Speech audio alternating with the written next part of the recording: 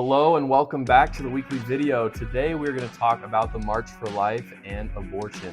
As always, this video is sponsored by Prime IV. All right, guys, let's jump into it. So this weekend was two big events regarding the abortion argument. We had the March for Life, and then it would have been the 50th anniversary of Roe v. Wade. As you know, through the Dobbs decision, Roe v. Wade was overturned earlier this year. A huge victory for pro-lifers. I haven't watched all the videos for the March for Life, but I assume a lot of the speeches were based off of that victory. Last year, I believe like somewhere around 100 to 150,000 people were marching in DC. So this is no small protest. And I want to say something about protests really quick.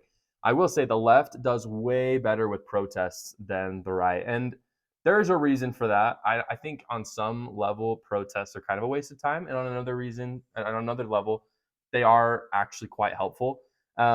What I mean is like a protest really doesn't do anything at the end of the day in terms of legislation, in terms of, I don't know, just like getting anything done. But on the other hand, it does show people the amount of support that a movement has.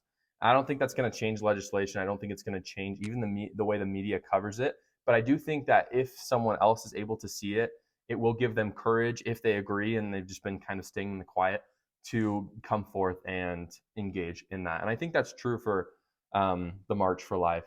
And so I hope that if you are pro-life, if you feel like you've kind of had to, stay in the closet about it, not be able to come out freely, go take a look at the March for Life things. They have a website. I'll put it in the link down below in the description.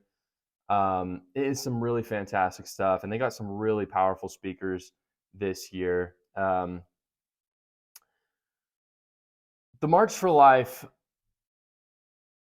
in my opinion, is the greatest protest that we could really have as conservatives. I mean, we could, march for guns. We could march for, a better economy, like an economy better than what Joe Biden is giving us.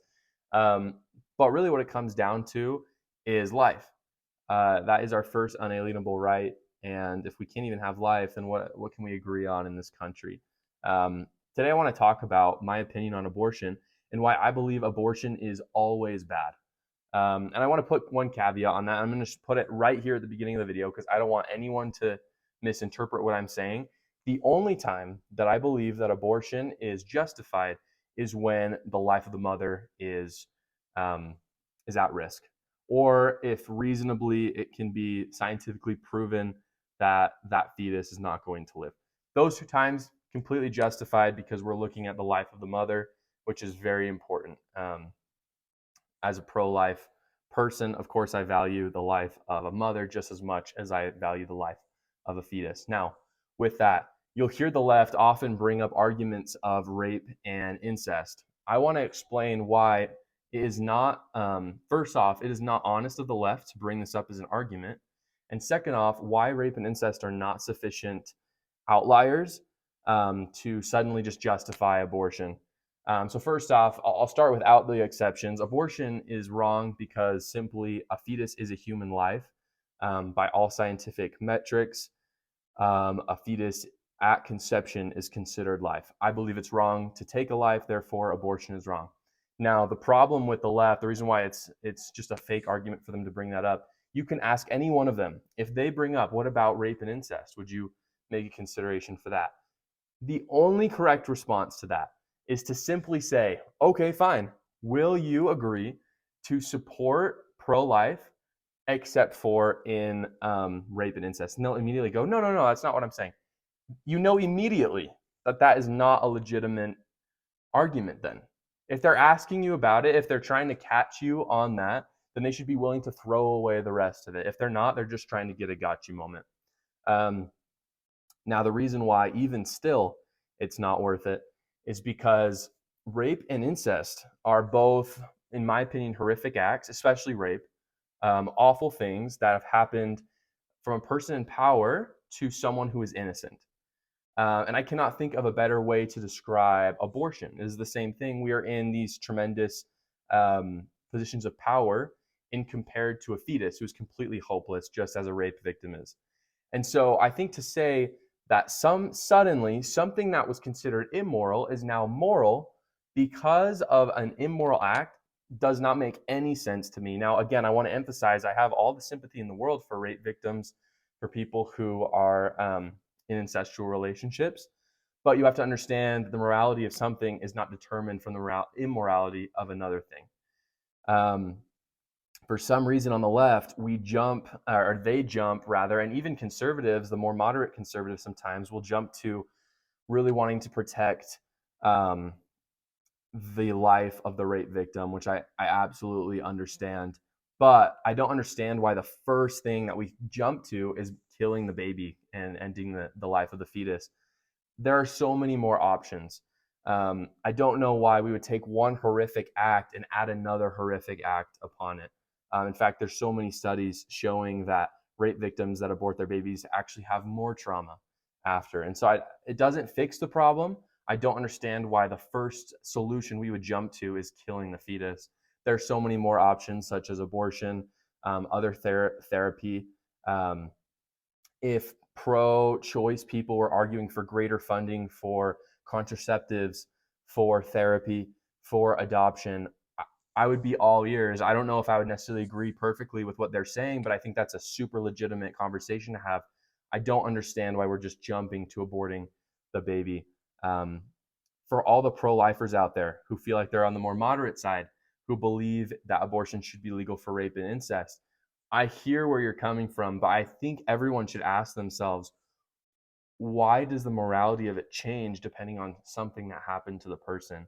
Nowhere else in morality is that acceptable. Um, just as we should have been able to have things in place to protect that rape victim, we should have things in place to protect the fetus. And so, if we want to talk more about how we can protect men and women from being raped, if we want to talk about how to stop the culture of rape in our country, I think those are great conversations to have. I don't think um, having a conversation about killing a fetus is acceptable in the slightest. I do want to make one caveat to this, however. Um, I understand that being a purist with abortion makes a lot of sense because at the end of the day, it's human life. We want to protect human lives. Makes perfect sense. The reality is, just like anything else in politics, we have to negotiate. And so, what I see with some who agree with me on the pro life side is that they just want to go all the way at the beginning. And I sympathize with those people so much. But at the end of the day, this is a negotiation. There is a large portion of the United States that disagrees with our movement. Either they don't understand it or like here's the thing that I don't believe, and I want to make this super clear. There are a select few in Planned Parenthood, in the World Health Organization, in Congress, in the Senate, in the executive branch, even in the judiciary, unfortunately, that truly are corrupt, truly do know what they're doing, and they do it for power. However, the majority of Americans who are pro-choice are not corrupt. They truly don't believe that the fetus is a human life. That's what the abortion argument comes down to. I mean, we can talk about, all the, little things here and there, but at the end of the day, is it alive? Is it not? Because if you think it's alive, clearly you're going to try to protect it. If it's not alive, who cares, right? Um, at the end of the day, this is an argument that conservatives can win. We can persuade that side that's not corrupt and help them to see that these are real human lives that we are ending. This is a battle that can be won little by little. It's not going to happen through a purist ideology. So, in other words, I mean, I think if you talk to 90% of pro-lifers and you said, are you willing to make it illegal for abortion across the board, except rape and incest? I think 90%, maybe even higher, maybe 99%, including myself, would say, yeah, let's do it. Now, do I believe that the fetuses that will die from abortions from rape and incest, do I believe that that's justified? No. But in the name of saving all those other fetuses, that is a political move that is smart and is acceptable. And I think that's the strategy that we need to take. Um, the March for Life actually highlights this many times, that even though Roe v. Wade is over, Roe v. Wade at the end of the day only increased federalism. It put rights to the states to control the right to abortion. And so the battle's not over. It's just begun. It's now on us to fight it in our individual states, and it's not going to come all at once. Some states may outright ban abortion, and I'm excited to see that. But for sure, the ones that will not, we can make small improvements along the way, helping the world to be a better place, helping to protect the lives and the rights of the unborn. So those are my thoughts. If I'm sure many of you disagree with me, I would love to hear your thoughts in the comments. Remember to subscribe and like to keep getting great content like this. Thanks, guys.